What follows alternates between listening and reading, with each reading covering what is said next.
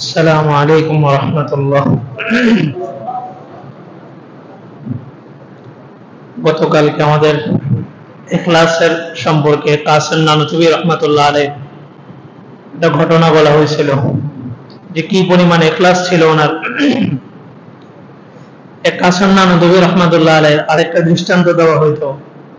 আমাদের গত 2 সপ্তাহে আলোচনা গেছিল 3টা জায়গায় মিথ্যা বলা জায়েজ, তবে মিথ্যাটা এমন হইতে হবে যে মিথ্যার মাধ্যমে অন্য কারো যেন ক্ষতি না হয়, মিথ্যার মাধ্যমে সত্যটা উদ্ঘাটন হয়।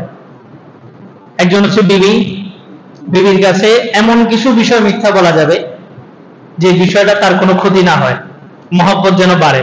বিবি কালো, আপনি বললেন যে বিবি সুন্দর, কিন্তু বিবির মহারানা 3 লাখ, আপনি বললেন যে 1.5 লাখ, এটা তার ক্ষতি, এটা বলা জায়েজ নেই। একটা জিনিস নিয়েছেন 500 টাকা, বাসায় যা বললেন 1000 টাকা, এটা জায়েজ। কোন একজন মানুষ বিপদে পড়ে গেছে, এই মানুষটাকে ওই বিপদ থেকে উদ্ধার করার জন্য মিথ্যা বলা জায়েজ, এমন ভাবে হিকমতের মাধ্যমে বলতে হবে যে যার বিপক্ষে বলা হইতেছে তার জন্য কোনো ক্ষতি না হয়। 3 নাম্বার হচ্ছে নিজের হক উসুল করতে যায় মিথ্যা বলা জায়েজ, শর্ত হলো কারো যেন ক্ষতি না হয়।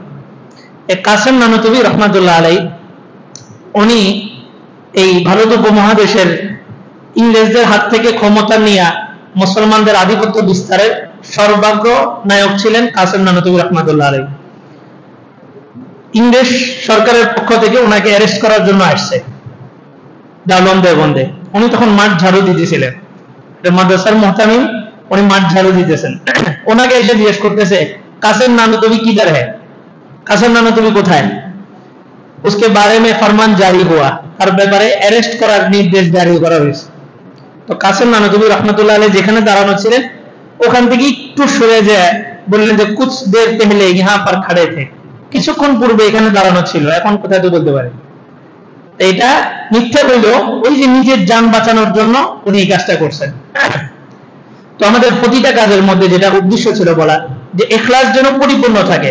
আল্লাহ তাআলা আপনি কত রাকাত নামাজ পড়ছেন, কত ওয়াক্ত নামাজ পড়ছেন এটা না, আল্লাহ বলেন লিনাবলুয়াকুম আইয়ুকুম আহসানু আমালা, কে সর্বোচ্চ ইখলাসের মাধ্যমে আমলটা করছে। পৃথিবীতে সর্বপ্রথম যে হত্যা করছে কাবিল, যাকে হত্যা করা হয়েছে হাবিল, এই দুজনের ঘটনা যেটা ছিল পরিপূর্ণ ইখলাসের উপরে ভিত্তি ছিল। সেটা কি? আল্লাহ তাআলা বললেন ইয কাররাবা কুরবানান, যখন তারা দুইজন একটা বিবাদে লিপ্ত হইল আল্লাহ তাআলা বললেন যে তোমরা দুজনে কোরবানি করো, দুজনে কোরবানি করো, যার কোরবানি আল্লাহ তাআলা কবুল করবেন সে সঠিক পথে আছে, যারটা কবুল করবেন না সে সঠিক পথে নাই। আর তৎকালীন সময় পৃথিবীর যেহেতু সূচনা, তখন আল্লাহ তাআলা যে কোনো বিষয় স্পষ্ট করে দিতেন যে এটা কবুল হয়েছে, এটা কবুল হয় নাই। নিয়ম ছিল কি, যখন মানুষ কোরবানি দিত ওই কোরবানিটা যদি আল্লাহ তাআলা কবুল করতেন তো আকাশ থেকে একটা আগুন আইসা ওই কোরবানিটাকে ভস্ম করে দিত, জ্বালায় ছারখার করে দিত। তো কাবিল তার কোরবানিটা কবুল হওয়ার জন্য সে সবচেয়ে দামি একটা উট কোরবানি করছে। আর পক্ষান্তরে হাবিল গরিব ছিল, হাবিলের কাছে 1 বস্তা গম ছিল, সে ওই গমটা আল্লাহর রাস্তায় কোরবানি করছে। আমরা কোরবানি করলে মনে কোরবানি শব্দটা আসলে আমরা মনে করি পশু জবাই করা, না, কোরবানির বিষয়টা পশু না। সামনে একটা আয়াত আসবে, আল্লাহ বলেন যে ফাতাকুব্বিলা মিন আহাদিহিমা ওয়া লাম ইয়াতাকাব্বাল মিনাল আখার, একজনেরটা আল্লাহ কবুল করলেন আরেকজনেরটা আল্লাহ কবুল করেননি। আসমান থেকে আগুন আইসা, অথচ উটটা ছিল উৎকৃষ্ট মানের কোরবানি, ওটাকে ভস্ম না করে ওই 1 বস্তা গম নিম্নমানের কোরবানি যেটা, এটাকে ভস্ম করে দিয়েছে। কেন? হাবিলের মধ্যে পরিপূর্ণ ইখলাস ছিল। আর আল্লাহ কোরবানির প্রসেসিং এর ভিতরে আইসা বলেন না ইয়ানালুল্লাহু আলহুমুহা ওয়ালা দিমাউহা ওয়ালাকিন ইয়ানালুহু তাকওয়া মিনকুম। এই যে কোরবানি করা হয় বাহ্যিক দৃষ্টিকোণ থেকে আমরা যেটা দেখি, হাড্ডি গোশত রক্ত এগুলা কোনো কিছুই আল্লাহর কাছে পৌঁছে না। আল্লাহ শুধুমাত্র মানুষের দিলের ইখলাসটা দেখেন। কোরবানি আমি করছি আমার জন্যই করছি, গোশত আমি ভক্ষণ করব, কিন্তু আল্লাহ তাআলা কি দেখেন? শুধুমাত্র আমার দিলের অবস্থাটা দেখেন। তা আমরা মনে করি যে আমরা নামাজ পড়তেছি, এটা করতেছি, ওটা করতেছি, এগুলা কোনো কিছুই আল্লাহ তাআলা কাউন্ট করবেন না। আল্লাহ তাআলা বলেন না যে লিনাবলুয়াকুম আকসারু আমালা, কে সবচেয়ে বেশি আমল করে এটা দেখবে, এটা বলেন নাই। আল্লাহ বলছেন আমল কম হোক, তবে আহসানু আমালা, উত্তম হতে হবে।